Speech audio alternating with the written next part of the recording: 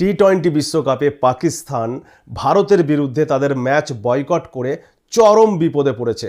তার কারণ এইবারে আইসিসি পাকিস্তানের বিরুদ্ধে কড়া ব্যবস্থা নিতে চলেছে। জাস্ট 5 মিনিটেই আইসিসি বুঝিয়ে দিয়েছে পাকিস্তানকে যে তাদের দম কতটা, তাদের অবস্থান কোন জায়গাতে। তার সাথে সামনে এসেছে আরও বড় গুরুত্বপূর্ণ 5খানা আপডেট।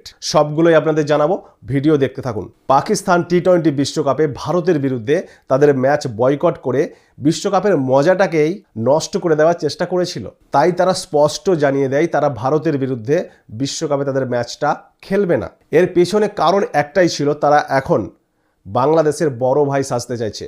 তার কারণ আমরা আগেও দেখেছি, যখন বাংলাদেশকে নিয়ে বিতর্ক চলছিল তখনও বারবার পাকিস্তান বাংলাদেশের হয়ে আইসিসিকে চাপ দেওয়ার চেষ্টা করছিল।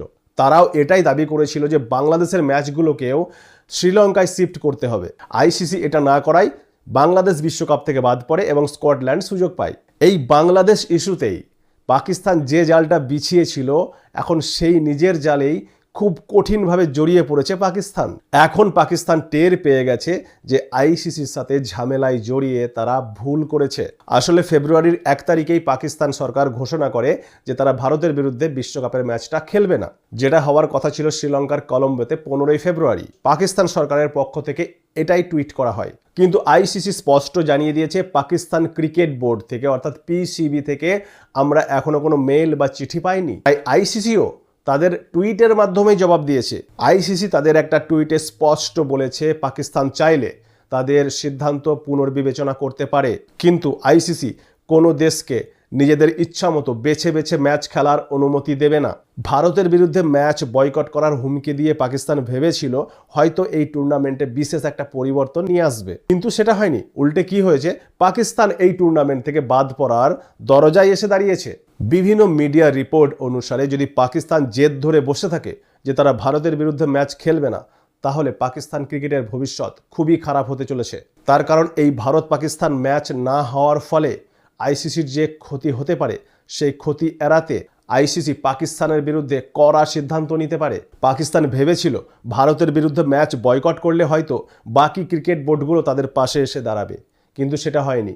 ইংল্যান্ড, অস্ট্রেলিয়া, নিউজিল্যান্ডের মতো, সাউথ আফ্রিকার মতো বড় বোর্ডগুলো জানিয়ে দিয়েছে পাকিস্তান বিশ্বকাপে খেলুক বা না খেলুক তাতে তাদের কোনো সমস্যা নেই। বাংলাদেশ বিতর্ক নিয়ে যখন ভোটাভুটি হয়েছিল তখনও পাকিস্তানের বিপক্ষে 14খানা ভোট পড়েছিল। পাকিস্তানের তখনই বুঝে যাওয়া উচিত ছিল যে বিশ্বের কোনো বোর্ড তাদেরও পাশে নেই। এবারে দেখুন, পাকিস্তান যদি ভারতের বিরুদ্ধে বিশ্বকাপের ম্যাচটা না খেলে, তাহলে আইসিসির রুলস অনুসারে, নিয়ম অনুসারে আইসিসি পাকিস্তানের উপরে কি করার সিদ্ধান্ত নিতে পারে। প্রথমত দেখুন, আইসিসি পাকিস্তানের উপরে বড় সড় নিষেধাজ্ঞা লাগাতে পারে। পাকিস্তান টিমের উপরে আইসিসি কোটি কোটি টাকা জরিমানা লাগাতে পারে। তার কারণ ভারত পাকিস্তান ম্যাচ না হওয়ার ফলে ব্রডকাস্টারদের যে ক্ষতিটা হবে, সেই ক্ষতিপূরণও পাকিস্তান ক্রিকেট বোর্ডকেই দিতে হতে পারে। তার কারণ এই সব নিয়মগুলোই বিশ্বকাপ শুরু হওয়ার কয়েক মাস আগে থেকেই চুক্তিবদ্ধ হয়ে থাকে। এই চুক্তিগুলো আপনি বিশ্বকাপের দোরগোড়ায় এসে হঠাৎ করে ভাঙতে পারেন না। এছাড়াও পাকিস্তান ক্রিকেট বোর্ড যে আইসিসি থেকে একটা বার্ষিক অ্যানুয়ালি একটা ফান্ড পেয়ে থাকে, সেটাও কিন্তু বন্ধ হতে পারে।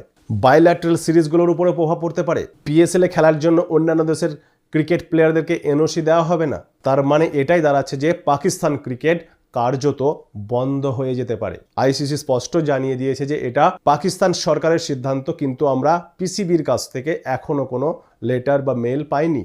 পাকিস্তান ক্রিকেট বোর্ড শুধু এটুকুই বলেছে সরকার যা সিদ্ধান্ত নেবে তারা সেটা মেনেই কাজ করবে। আইসিসি এখন ওয়েট করছে পিসিবির অফিসিয়াল বক্তব্য বা অফিসিয়াল মেল বা চিঠির।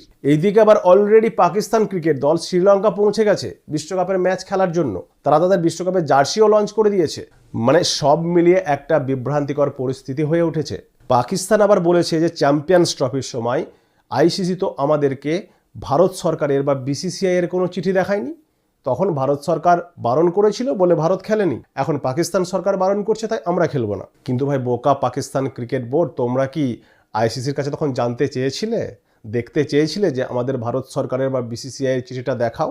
এমনিতেই ভাই পাকিস্তানি নেতা মন্ত্রীদের বুদ্ধি এখানে নয়, হাঁটুর নিচে থাকে। সব মিলিয়ে এই সময় পাকিস্তানের পরিস্থিতি একদম কোণঠাসা। পাকিস্তানের আবার কিছু কিছু প্রাক্তন ক্রিকেটাররা বলছেন যে পাকিস্তান সরকার একদম সঠিক সিদ্ধান্ত নিয়েছে, গর্ব করার মতো সিদ্ধান্ত নিয়েছে, এই সিদ্ধান্তেই অনড় থাকা উচিত। কিন্তু ভাই ভিতরে ভিতরে তারাও জানে আইসিসির সাথে পাঙ্গা নেওয়া এতটা সহজ নয়। পাকিস্তানের প্রাক্তন ক্রিকেটার এবং বর্তমান ধারাভাষ্যকার রামিজ রাজা বলেছেন, পাকিস্তান ক্রিকেটের 90% আয় আসে আইসিসি থেকে। তাই এই ধরনের সিদ্ধান্ত নেওয়ার আগে নিজেকে আরও শক্তিশালী করে নিতে হবে আর্থিক দিক থেকে। তা না হলে আপনি যার টাকায় মস্তানি করছেন, যাদের টাকায় ফুর্তি মারছেন, তাদের আগে তো আপনাদের মাথা নিচু করতেই হবে। সেই কারণে এখন দেখা যাচ্ছে যে পাকিস্তানের ওপরে আর্থিক নিষেধাজ্ঞা লাগানো, পাকিস্তানকে ইয়ারলি ফান্ড না দেওয়া, পিএসএলে বাইরের প্লেয়ারদেরকে এনওসি না দেওয়া, বাইল্যাটারাল সিরিজ না হওয়া, এই সব নিষেধাজ্ঞাগুলো কিন্তু এখন পাকিস্তানের উপরে চাপতে পারে। 7 ফেব্রুয়ারি থেকে বিশ্বকাপ শুরু হচ্ছে, তার আগে এই 48 ঘন্টা ভাই পাকিস্তান ক্রিকেটের জন্য প্রচণ্ড গুরুত্বপূর্ণ। মানে জাস্ট ছোট্ট একটা ভুল আর পাকিস্তান ক্রিকেট খতম। আপনাদের মতামত কমেন্টসে জানতে চাইছি। Thank you everyone.